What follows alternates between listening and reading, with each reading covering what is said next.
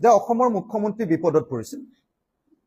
অসমৰ মুখ্যমন্ত্ৰী পৰহি দিল্লীলৈ গৈছিলে, এইবাৰ অতি সন্তৰ্পণে অতি মনে মনে।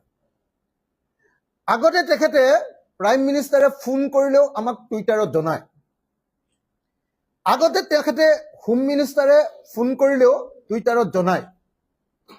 এইবাৰ তেখেতে হোম মিনিষ্টাৰক লগ ধৰিছে আৰু প্ৰাইম মিনিষ্টাৰক লগ পালে নে নাই মই নাজানো, কিন্তু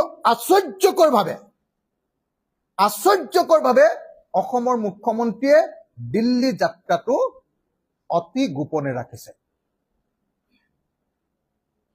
আশ্চৰ্যকৰ ঘটনা। বোধহয় মই যিমান দূৰ গম পাইছো প্ৰধানমন্ত্ৰীয়ে তেওঁক এইবাৰ সাক্ষাতেই নিদিলে। তেখেতে গৃহমন্ত্ৰীক সাক্ষাৎ কৰিলে আৰু বোধহয় তেখেতে গৃহমন্ত্ৰীক সাক্ষাৎ কৰি অসমৰ কাৰণে যিখিনি উলিয়াই আনিব লাগে সেইখিনি উলিয়াই আনিব নোৱাৰিলে কাৰণে তেখেতে উপায়বিহীন হৈ অৰুণোদয় 2500 টকালৈ বৃদ্ধি কৰিছে আমাৰ এই 4খন জিলাৰ কাৰণে। আজি অসমৰ অৱস্থাটো আপোনালোকে এই ফটোখন চালে বুজি পাব। এই ফটোখন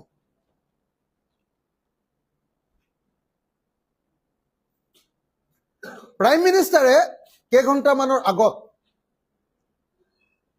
ভাৰতবৰ্ষৰ প্ৰধানমন্ত্ৰীয়ে কেইঘণ্টামানৰ আগত এই ফটোখন পোষ্ট কৰিছে ফেচবুকত। মই ফেচবুকৰ পৰা উলিয়াই আনি এই ফটোখন আপোনালোকক দিছো।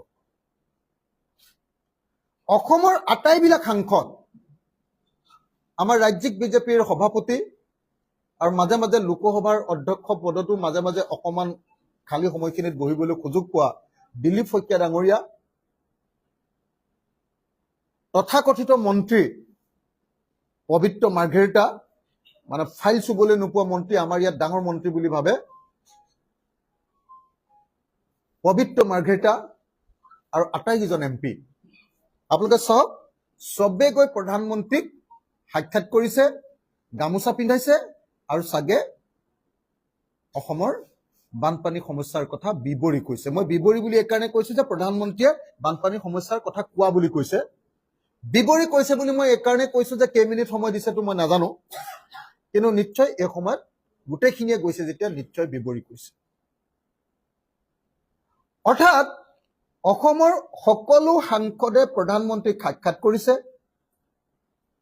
মুখ্যমন্ত্ৰী সাক্ষাৎ কৰিবলৈ গৈছিলে তালৈকে মই জানো, তেখেতে গৃহমন্ত্ৰীক সাক্ষাৎ পালে মই সেইটোও জানো। প্ৰধানমন্ত্ৰীয়ে বোধহয় তেওঁক সাক্ষাৎ নিদিলে, দিলে যদিও মই নাজানো, দিলে যদিও তেওঁ মনে মনে ৰাখিছে, তাৰ অৰ্থটো হ'ল তেখেতক কোনো সঁহাৰি নিদিলে। সেইকাৰণে তেখেতে চাগে এমপি বিলাকক কৈ প্ৰধানমন্ত্ৰীক সাক্ষাৎ কৰাইছে। আপোনালোকৰ নিশ্চয় সকলোৰে মনত আছে যে আমাৰ প্ৰধানমন্ত্ৰী, আমাৰ গৃহমন্ত্ৰীয়ে কৈছিলে যে বানমুক্ত অসম তেওঁলোকে আমাক দিব, সেইকাৰণে বিজেপিক আমি ভোট দিব লাগে। এতিয়া বানমুক্ত অসম নহয়, অসমৰ ইতিহাসৰ আটাইতকৈ ডেভাষ্টেটিং ফ্লাড, অসমৰ ইতিহাসৰ আটাইতকৈ ডাঙৰ জলপ্ৰলয় 2004 চনত গোৱালপাৰাৰ বলবলাত হৈছিলে। তাতকৈ বেছি ডাঙৰ জলপ্ৰলয় তাত এখন জিলাত হৈছিলে, ইয়াত আমাৰ 3খন জিলাত হৈছে। তাতকৈ ডাঙৰ জলপ্ৰলয় এবাৰ অসমত হৈছে, আৰু অসমৰ জলপ্ৰলয়ৰ বিষয়ে ক'বলৈ প্ৰধানমন্ত্ৰীক অসমৰ সকলো এমপি যাবলগীয়া হৈছে। অসমৰ সকলো এমপি যাবলগীয়া হৈছে।